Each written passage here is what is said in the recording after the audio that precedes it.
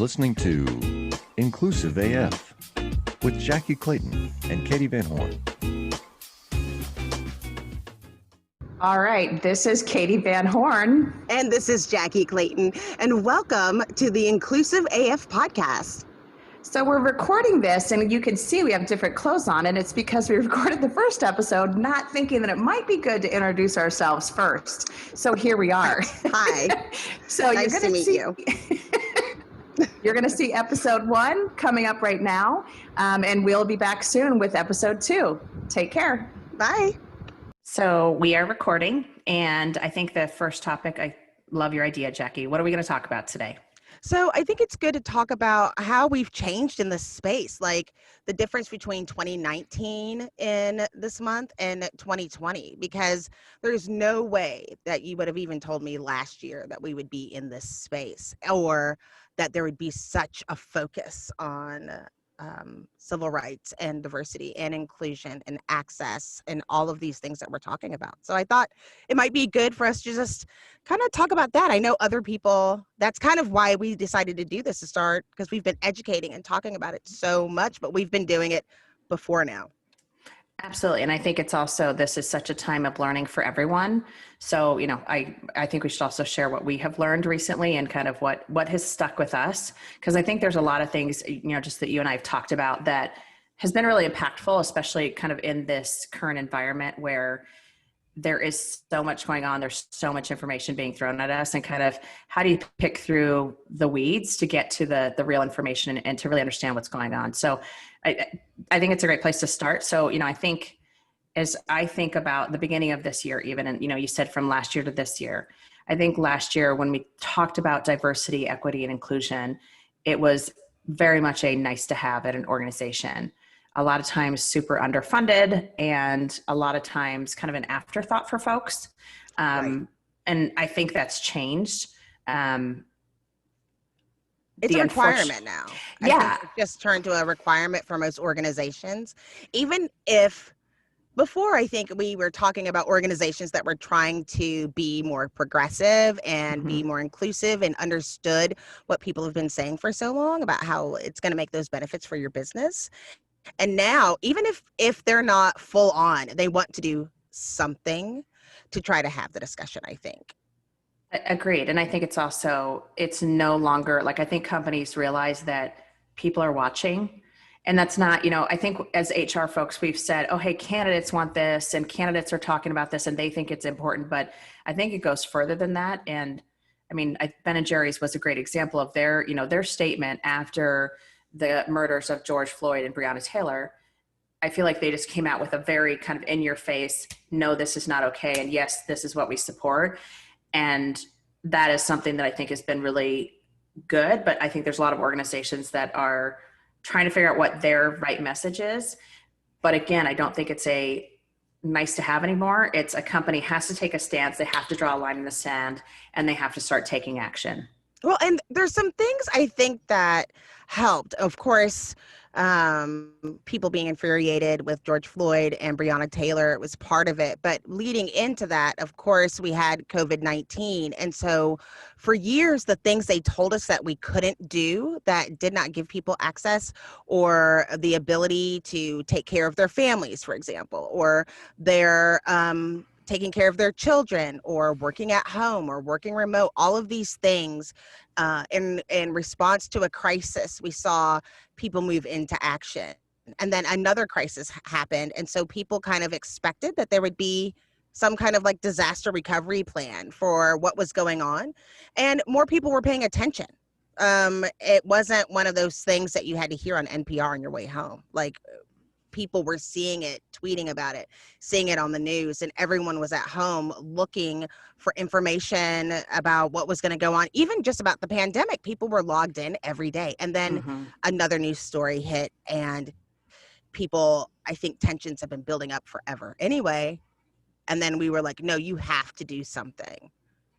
Well, I 1000% agree. And I also think the murders that have happened in the past have been kind of in a bubble or something that hasn't been so in your face. Right. And because we all were at home and we all were stuck in front of our TV or in front of our computer, whatever it was, I don't know anyone who did not see the murder of George Floyd.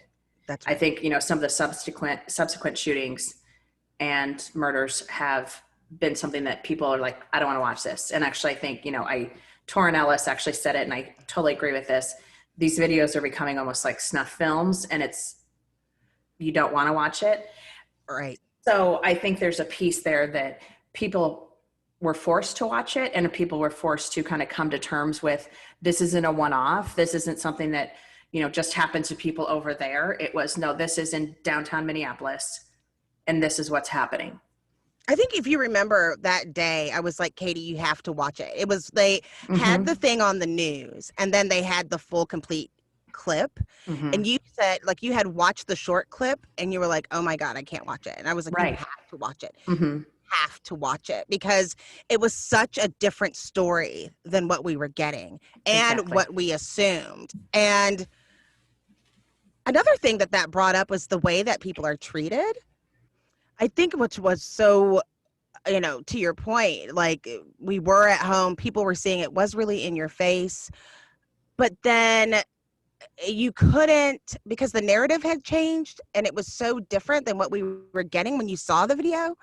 And also we saw how people were communicating about it, what they were saying happened versus how they were dealing with it. That's what was crazy. It was changing every 5 minutes. Like, oh, well, he's a criminal. And then it was like, no, but it was $20, or no, but he pushed back. And they're like, no, not really. And so I think that is part of why people were enraged. We've said it a lot in the Black community, where it's like, this isn't new. It's just getting filmed. Right. And it was almost like an I told you moment.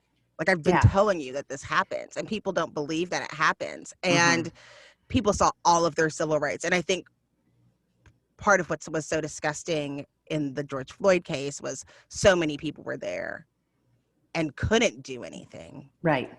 And people tried. Right. I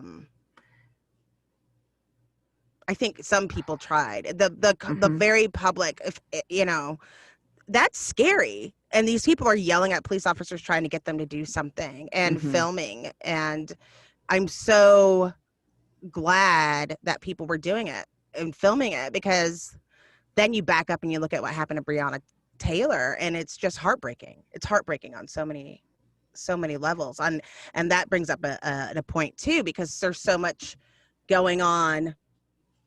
But then you look at Breonna Taylor, and then you look at the treatment of women versus a man in the case, and it's just another aspect of what's happening and how we have these conversations. Yeah, no, I agree. And I think, I want to thank you actually for kind of forcing my hand on watching the video, because you're spot on. I did not want to watch it because it is so bothersome to watch. And, and especially when you see a police officer kneeling on someone's neck with their hands in their pocket, as if it's like, walking down the street, like there's nothing wrong with this. And this, like nothing to see here, folks. And I think that was the part that, well, I mean, all of it was vile, but right. I think that was the part that for so many folks, it was like, how is this possible? How is it possible, to your point, that so many people were there and no one could do anything? Right. How is it possible that so many other police officers were standing there and didn't stop it and didn't, go, hey, yeah, this is not okay. We need to get your knee off of his neck. So I think, there's just so much there too that we can unpack, but I do believe, I think because of the in your face of that, and the fact that people were kind of forced, like you couldn't turn on any media whatsoever and not see the video. You couldn't turn on any media, whether that's Twitter, Facebook, whatever, your TV, whatever it might be. Everyone was watching, everyone was talking about it, everyone was speculating. And to your point, the information was coming so fast and furious, and so much of it was wrong that it was just so eye-opening, I think, for white people to go, oh yeah, we've heard this. and it's real. And now we're seeing that it's real. And now we're seeing it literally happening in front of our eyes.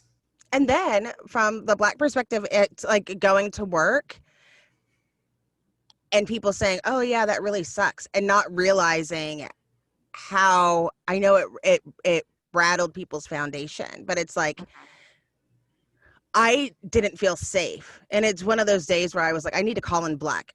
And I always say, you know, there are days where it's like, it's just hard in the struggle. And I just need a break to try to get myself together, because it was hard to talk about normal, you know, talent acquisition when you're like, wait a minute, is this a safe place? Mm-hmm. And it was interesting because the companies that did have something to say about protecting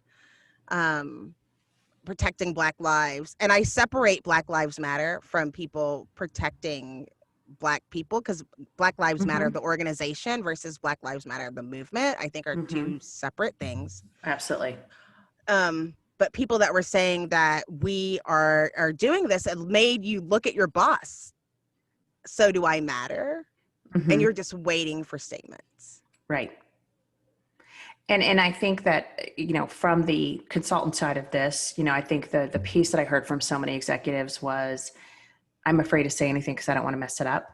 You know, I'm afraid, like, what if I say something internally and it upsets whomever? And, you know, and I think that's or, you know, how far do I take it? How progressive am I in this communication? All of these things, all of these questions. And, you know, just reminding them that you can't sit idle anymore. You can't not say something.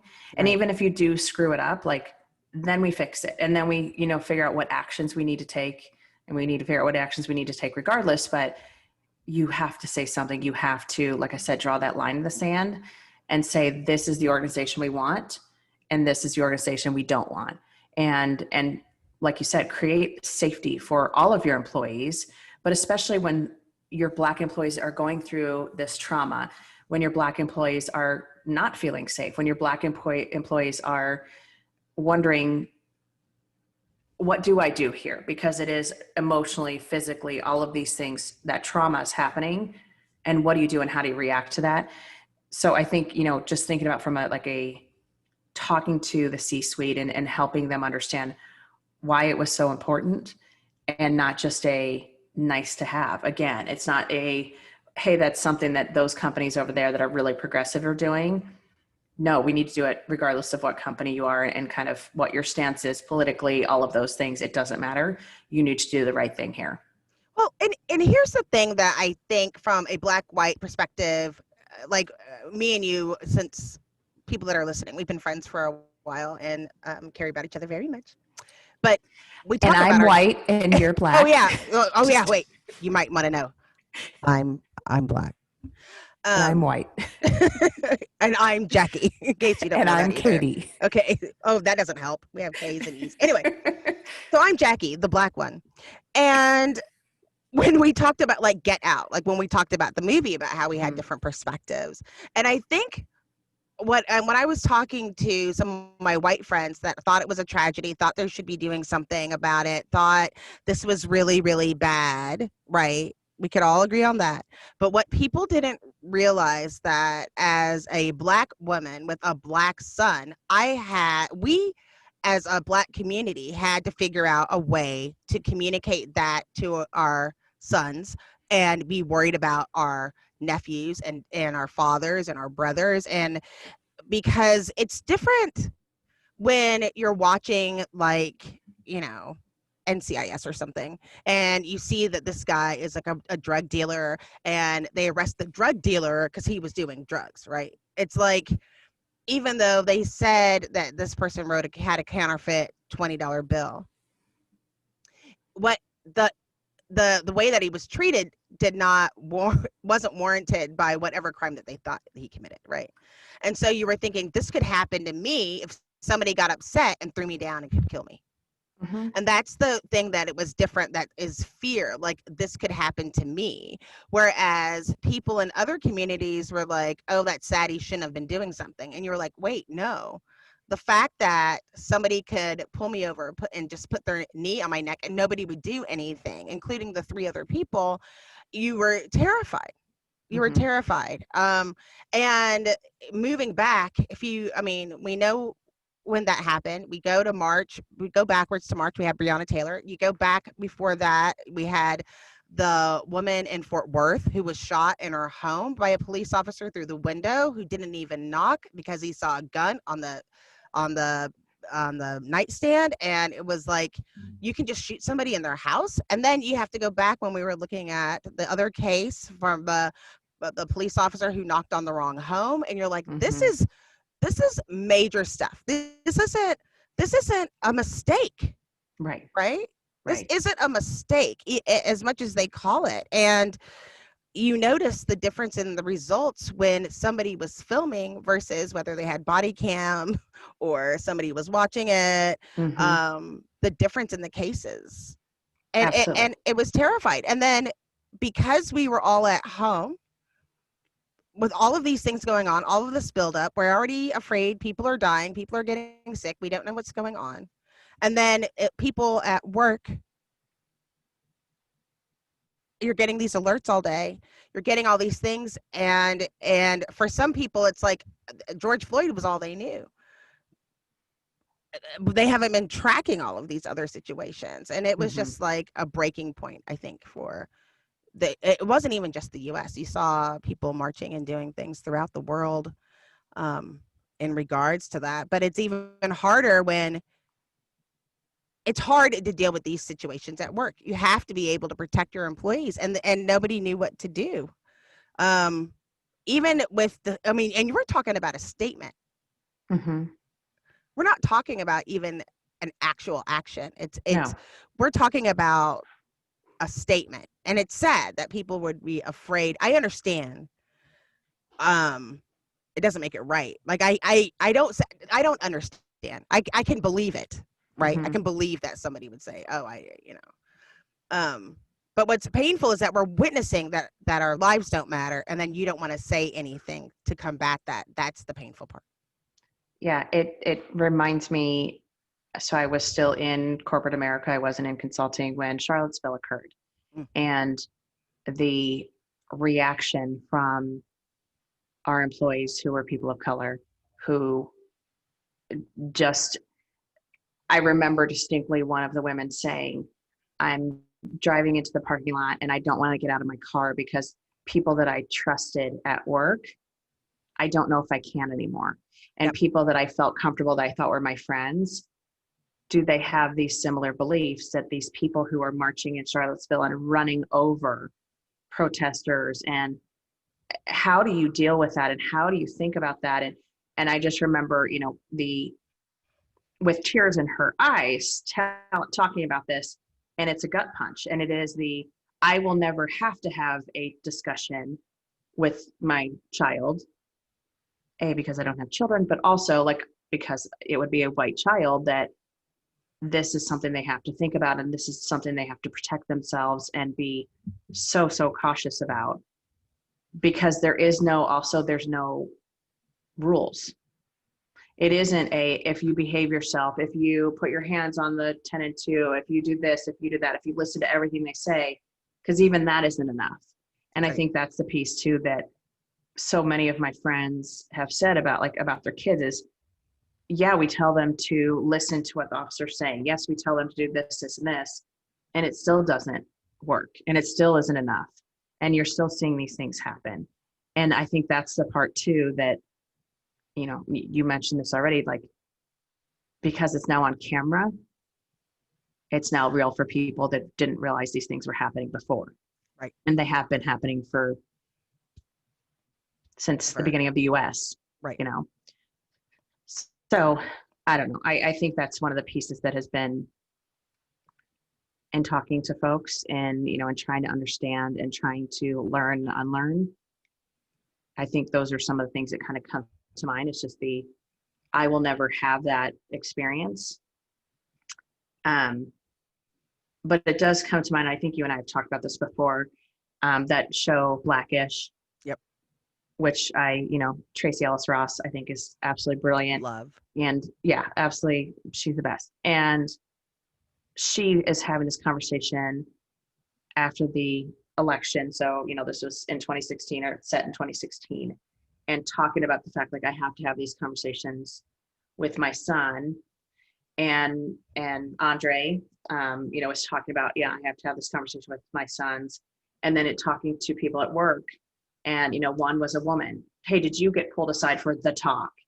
And her response was, not that talk, but the talk that we as women get is, don't go running at night. Don't wear headphones when you're running. Don't put your hair in a ponytail. Don't, leave the bar with anyone that you don't know. Always have a person, have one of your girlfriends with you. When you go on dates, let someone know where you're going, all of those things. And then the man that is gay on the show was talking about the fact that, like, yeah, you don't talk about it. You don't let anyone know unless you know for sure that you're going to be safe with them, because all of these things, you can get killed. You can get killed if, and that's the underlying, did you get the talk? And thinking about that and thinking about what that means in every one of those scenarios, it's just scary. And it's scary that that's the world that we're living in right now, and I shouldn't even say right now, that we've been living in. That we live in. Mm-hmm. Yeah. And just how scary that is for parents, for friends, for aunts, for uncles, all of these things. Yeah, it just is, it's brutal. But one thing that I do want to say is that there are some companies that got it right. There Mm-hmm. are some companies that got it right. One of them that I am excited, like that I've spoken with, were the people at Lowe's. They do have a Black male CEO. But even after the riots happened, for him to make a significant donation to try to rebuild those neighborhoods, but also started teaching classes internally, or training at Lowe's internally to have the conversations, started fostering those conversations, making resources available, and then also not exploiting the situation. He didn't go on, like, Good Morning America the next week to talk about it, because he said he had to protect his sons. And so it's a beautiful thing that all of those things happen. And you knew that he wasn't doing it so he could sell more plywood. He was doing it because it was the right thing to do. And maybe it was because he is a Black man and he came from that perspective. But it was great to see that. Any other examples that you can think of? So Target, I think, did a really nice job. Obviously, they're based in Minneapolis, and I think that their response was exactly, what you would have hoped for, of kind of not, we don't care that people are taking stuff out of the stores, but lives matter than things. Right. And really reinforcing that, and reinforcing that, we want to make sure our team members are safe. We want to make sure that the community is safe. That's what we care about. We'll figure out the rest of it later. And just that focus on people, because I think that's the response from so many folks, kind of from the backlash perspective of, you have people that are peacefully protesting, you have people that are rioting, and how do you think through that, and how do you think about, how do we do this the right way, and how do we respond to this? And the response of people matter more than things, that just kept coming up for me, and that kept, that kind of was reinforced by the companies that I respect and that, I appreciate their voice on these topics. And what's sad is that we know this has been going on. I just hope that people don't become complacent, as they have so many times in the past. Mm-hmm. And I think there are lots of people like us that don't want it. We want to keep bringing it up until we can have justice of talking about it and having these conversations. And for people who are nervous about having the conversations, reach out to a friend and ally about what you were talking about, or a trusted person. You can do some of the research on your own. But with all of the organizations and places that you can go and resources online, nobody's alone, right? Nobody's alone. You don't have to reach out to your only Black friend who's getting inundated by people trying to communicate about that. Like there's a fly at your house. but you can but you can reach out to other organizations and try to do your due diligence. But I think that it's not enough to just do it on Facebook, right? But try to broaden your horizons, and try to have these conversations and begin, being the brave person to start having it internally. But the Black community is not okay. Right. It's just still not okay. Like, I know these things didn't happen yesterday, but still not okay. And trying to heal through this. Agreed. And I think it's also how can we take action? And, to your point, don't call your one Black friend. As a white person, it is on us. We own our own education, our own learning. But I think it's also the amount of resources that have been shared, especially by women of color. And, I am a huge proponent of go follow people on social media that don't look like you, don't have the same beliefs that you do, all of those things, so you can learn. And, there's been so much information that has been shared by just amazing people who are in this space, who are doing this work, who have been doing this work for years, and not just from a corporate, I have the lens of business. I have the lens of doing this work inside organizations, right. But there are so many people who are doing this social justice work as their life work to change the institutions, to change the systems, all of these things, and learning from them and just hearing those voices. And it's not that you're going to agree with everything they say. That's absolutely not the case. But having that different perspective that you don't have. I just had a conversation at lunch today with a friend of mine, and he was talking about someone that he's dating. And he's like, that this guy just he's not very woke, and, and he doesn't know a lot of things. And so I'm trying to explain, like, how do you learn and how do you, figure these different things out? And of course, the whole GTS, Google that stuff, always comes up. But it's also again, it's the following and listening to people that don't look like you. And it's not, hey, Jackye, I'm going to call you on every single situation that happened to a Black person, and you need to tell me, and you need to speak for every Black person in the world. Right. Turns out I haven't met them, by the way. Right. Turns out that's All not realistic. No. It's kind of like it's not realistic to have me speak for every white woman in the world. I've tried. I have as well. Yeah. I think I know. I think we both have done that. I feel like I have a good grasp on it. But honestly, like, it is one of those things that you do need to hear from multiple voices, from multiple people, from multiple backgrounds, just to truly understand every topic. And that also crosses the political lines, where, I know a lot of people who have said, I'm not going to listen to these certain voices anymore because I don't agree with their political beliefs. For me, I'm like, no, I want to hear what they have to say. Yeah, I want to know. I mean, it's wrong, but I want to hear it. Passionately wrong. Passionately and willfully ignorant, but that's Redonkulous. It's okay. But we listen. Because I think it helps you understand those things. But what's cool? Because there's always a webinar or some podcast or something else going on. And then you see the speaker, and then you go do your research on the people that are talking, which you should do before you start adopting some theory from some person who can be a complete quack. You find out, but then you find out that they're also a parent like you are, or they have a dog like you do, right? Or they like Kendra Scott like you do, or whatever it is. They are from the same town, and you can build some friendships. You and I are very active on social, so we have a lot of friends that we've never met in real life from that period. But I think other people can expand on that to start building networks of people so that you can learn and bring like-minded people, but then stretch yourself to learn something new. There's no excuses. There's so many, and most of them are free these days. Right. Exactly. There's a million of them. And, I just think that, as you're trying to learn these things, also try to find a friend. Amen. And I think it's also in finding a friend, like you said, hey, half the time you haven't met the person in real life, but you find those common things.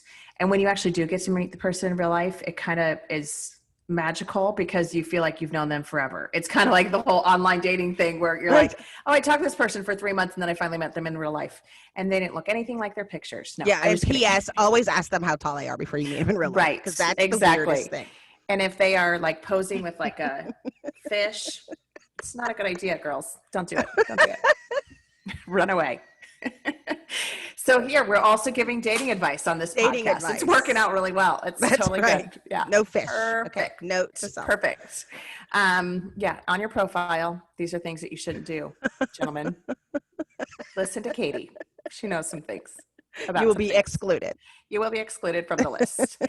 But, I think that's such a huge thing. And I mean, we were talking obviously before we even press record of different folks that we haven't ever met in real life, and just how they have enriched our learning and unlearning, and how they have enriched kind of the way we think about stuff, and how they've also challenged our beliefs in such a great way. And I think that's the piece that even when you and I have talked, there have been times when it's like, no, I don't necessarily agree with that, or no, that's not the perspective I have. But hearing both perspectives from both sides, you and I think we always come to that like, oh, wow, hey, I hadn't thought about that. Hey, I hadn't thought about it that way. But it always starts with I've got your back no matter what. Absolutely. Yes. So it automatically, it's like, okay, let's look at this. Let's look at this. And we're able to look at it together. And sometimes we have to bring other people in, like, for sure. Not sure what's happening. Right. But I think that you find out these things, and you can, you do grow. And yes, from having the opportunity of being challenged and sharing it. And we have had different perspective, but what's really nice is that you can have a different outlook on how you think things are supposed to be. And it's okay that we think differently. We can still be friends and not agree. Absolutely. Absolutely. So last thoughts before we close this session. I know, right? Do I need a copay? I think the last thoughts is that people just know when things like this happen, you cannot. It might not be the same for the other people. Just remember that just because you yourself might say, "Oh, that sucks," right? But be thoughtful of the other people that you come across on a regular basis, to show grace, but also give yourself grace. Reach out to people, help where you can. But I don't know. I just think that we need to we're going to just keep working on it, but we just can't, we can't let it go.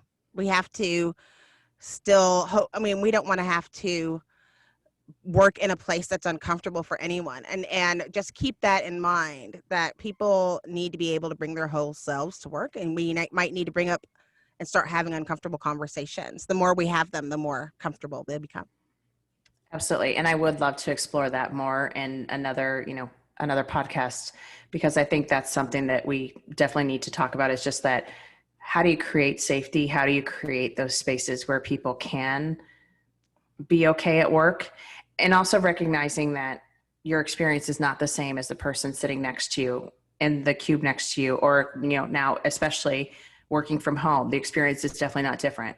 I have 2 cats I have to contend with all day long, and they're constantly screaming at me. And I mean, I know you fly. And that fly, I don't know what's happening right now. And you have 2 kids and a husband, and everyone wants to talk, and everyone wants to, be in the mix. And so I think it's recognizing those pieces too of, I love your idea, like showing grace and giving yourself grace. And I think that's it. Hey, let's close this bad boy out. You know what? You did bring it up. This would be great. I think, our friend Sarah was in Forbes talking about what microaggressions at work look like now that we work remote. That we need to talk about that. Absolutely. That was brilliant. So, hey, future episodes, we are starting our list here, and, checking it twice.